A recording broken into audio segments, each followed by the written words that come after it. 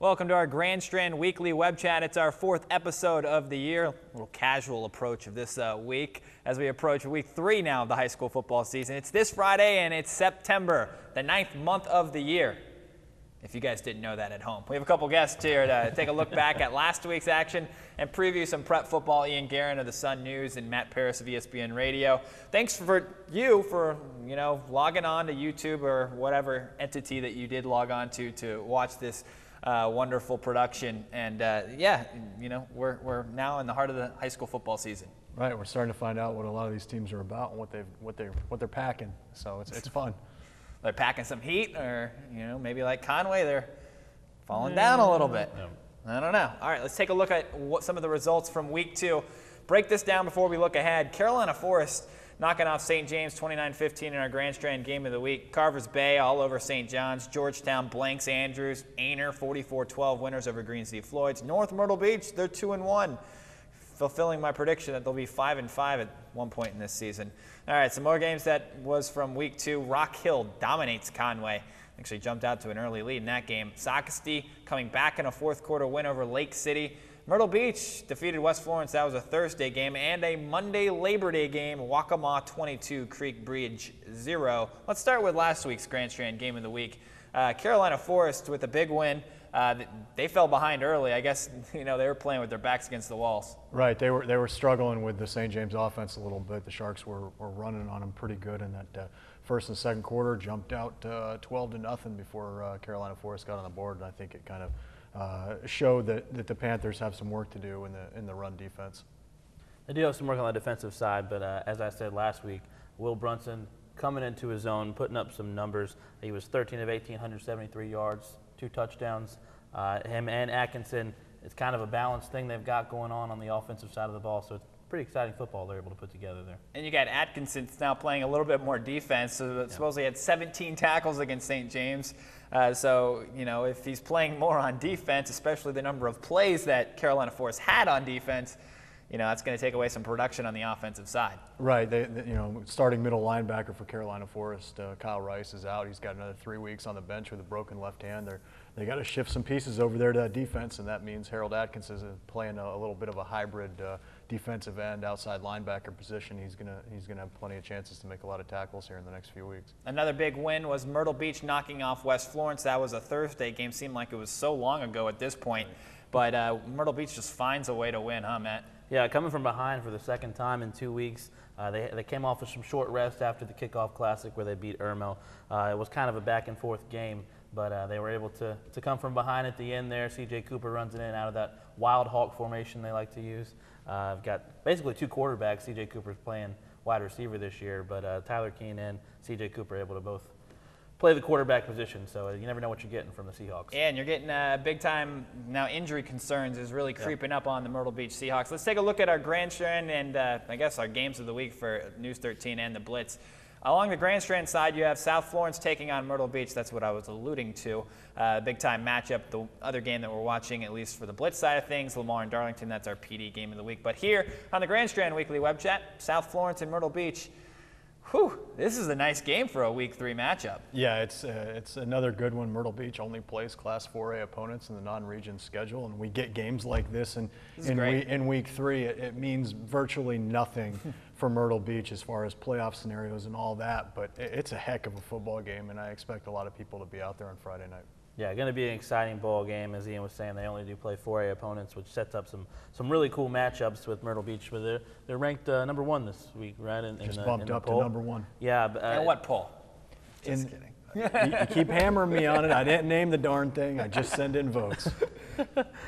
But inside joke, guys. They got to come out against South Florence pretty quick, though, basically, because South Florence outscores opponents in the first half something like 94-3. So I think they scored in the first 50-some seconds this last time against Wilson. So yeah, they have to come out quick. The jury's still out, in my opinion, on South Florence, just because they played Clover, 4A school, but they're down. Who'd they beat up on? Lake City, a 2A school. Wilson, Wilson's pretty good. I still don't know what to expect out of Wilson. Obviously, South Florence, they have some talent. They're a younger team. They got this quarterback, Johnson, who we didn't know he was going to be the quarterback at the beginning of the season, and now he's a stud. So it'll be interesting to see, what South Florence team goes on the road here to Myrtle Beach and, you know, play. What kind of team or what kind of game do we expect? I expect a high-scoring game. If South Florence is going to win, they probably just want to run the score up and try to get this out of reach as soon as possible, in my opinion. Right, and if they do jump out early, then, you know, it's all going to be what Myrtle Beach has as far as health. Quarterback Tyler Keene, we're going to find out later today. I guess by the time you guys are watching this, we should know. Rolled his ankle last week, may or may not play. You know, Mickey Wilson's always pretty coy with injuries. They may not know until the first offensive series. You know, if he's out there, he's going to probably throw for a lot of yards because South Florence is probably going to be able to put up a few points early. Yeah, I got the chance to go over there today. Keene was still in his ankle boot. Didn't look good. They haven't ruled him out, but it's looking like C.J. Cooper will most likely get the start. How does that change if Keene can't go? Does that make Myrtle Beach more one-dimensional? I mean, if anything, in the immediate, it takes away, obviously, C.J. Cooper can't receive passes that he's throwing, so that takes away one of the receivers. But they're a pretty powerful, high-scoring offense in general. I don't think it slows them down that much if C.J. Cooper gets the start as opposed to Tyler Keene. Last year he was splitting time with Tyler Keene, so it's not like he's completely out of his element behind the center. But it's always a concern when you take out your quarterback that's been going for the past 2 weeks. So we'll have to see how that if there was anything good from that crazy 2-quarterback system that we were all questioning last year, is that now Cooper has good experience. Right, he threw for almost as many yards as Tyler did last year. And, you know, the other thing, too, is they got a freshman quarterback named Drayton Arnold. He's the JV kid. He's been in the system for a couple of years. He knows what he's doing, so don't be shocked if he comes in as a freshman and plays and they throw C.J. Cooper out there on the outside again. Predictions. Here we go. We haven't done that. We didn't do this last week because I think we all took Carolina Forest. This one, kind of up in the air. What'd you take in the pigskin pick'em? I definitely went with Myrtle Beach. They don't lose at home. I think they've got 2 losses at home, and since Mickey Wilson took over, for the most part, they handle their 4A opponents. They're very good at Doug Shaw. You know, I'm probably seeing something around like a 24-20 Myrtle Beach win. It's going to be close. It's going to be very close. South Florence, like I said, comes out quick, so it's going to depend how the game gets going. If Myrtle Beach can play mistake-free football, and because South Florence is very good at taking advantage of those sorts of things, I think that Myrtle Beach will come out ahead. It's going to be close, though, probably by a touchdown. South Florence can score on offense. They can score on defense. They can score on special teams. They have athletes all over the ball. They're kind of young. I'm leaning towards South Florence picking up a win. This would be a statement win for them. Like Ian said, this game means a lot more to South Florence than it does to Myrtle Beach. Myrtle Beach is banged up. You got the secondary's hurt, and they like to throw the ball as well. So I think this one might get away from Myrtle Beach. Just putting it out there. I'm putting it out there. I'm not going to give you a score. You haven't lived here very long, have you? Hey, I'm going to say, okay, I'll put a score out there, 31-14. All right. Be close to that. We'll see.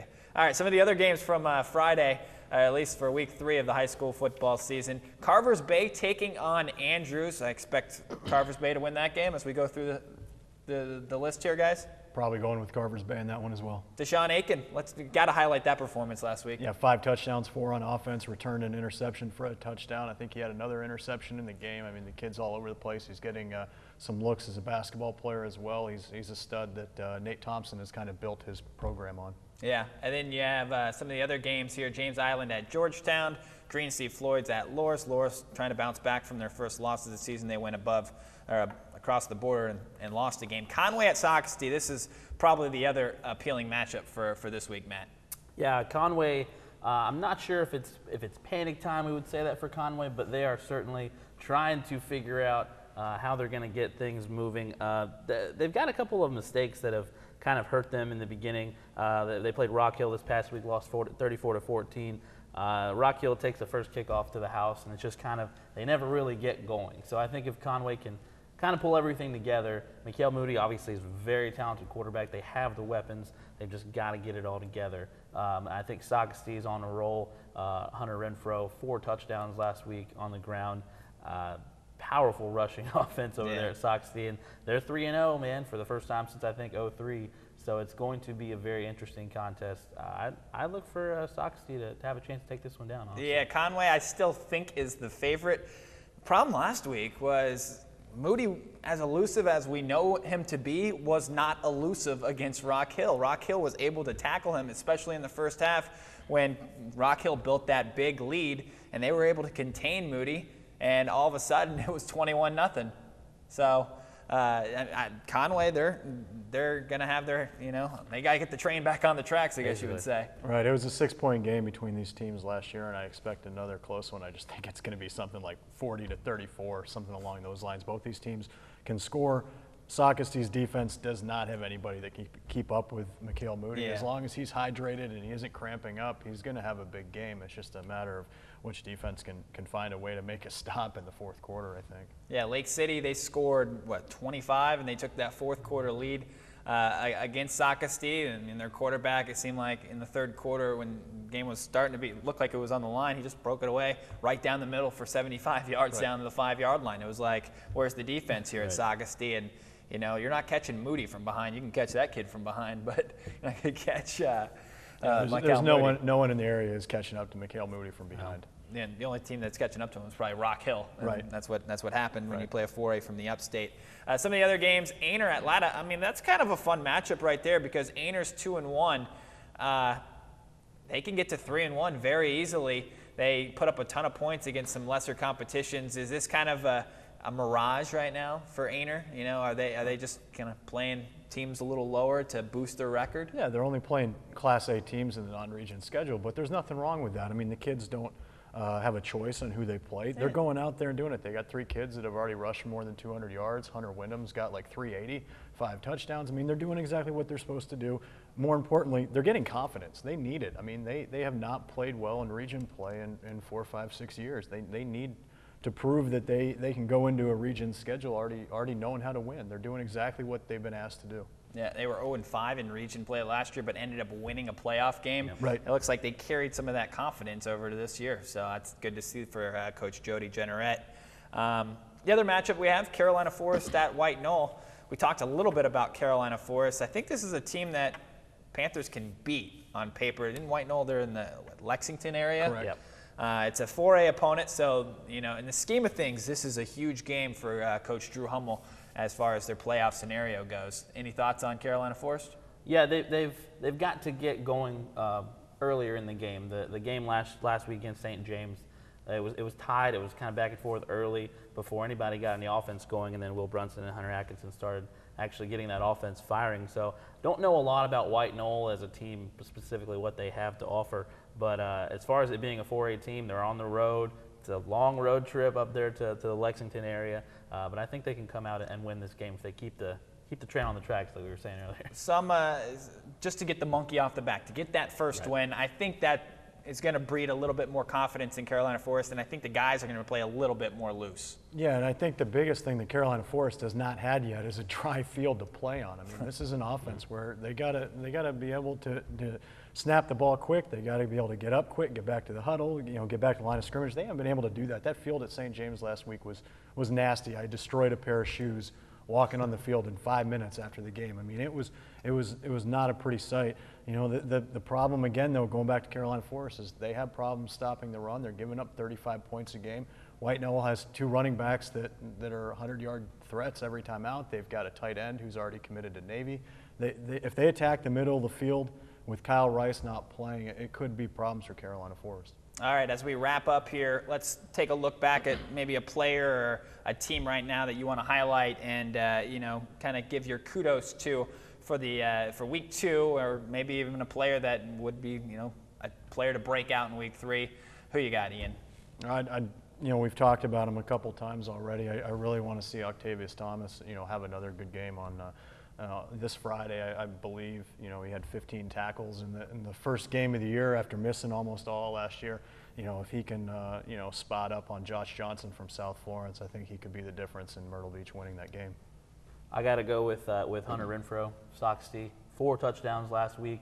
As we were saying about Conway, they've got very powerful weapons on offense, so it's going to stand to see if their defense can slow Conway down. But Hunter Renfro on the side for Sockasty leads that team. Is really a quarterback that the guys can kind of come around and really rally behind. And I think as long as he can lead that team and continue to move down the field against Conway, they have at least a chance. Against Conway. So, is Hunter Renfro the player of the year right now on the Grand Strand? He's definitely in the conversation, there, yeah. 2 or 3, if not the best. I mean, he's had more of an impact on his team right out of the gate than anybody else. I'm trying to think of who else would it be. I don't think you could give it to Mikael Moody right now with the 1-2 record. Well, the same thing. The two players at Carolina Forest, they're 1-2. I mean, how important is Yeah. a guy if your team is 1-2? And I know some of these teams are playing a lot, playing a harder schedule, but at the same time, it's got to lead to wins. Hunter's done it. And you look at a guy's effect on his team from one year to the next, the difference that he's able to bring. Hunter Renfro's completely turned that team around. Yes, and he's a coach's son, so he's probably got, the guys behind him on his back. All right, well, that'll wrap up another edition of the weekly web chat here on the Grand Strand. For Ian, he's Matt. Ian. Share. Ian Guerin, Matt Parris, Jeff Zell. Read it. Listen to it on Friday nights on 100.3, 9 o'clock. 9 o'clock. I know it's a new show, so if you're driving to and from games, check that out, and you can check us out at 11 o'clock. Thanks for tuning in. We'll see you next week.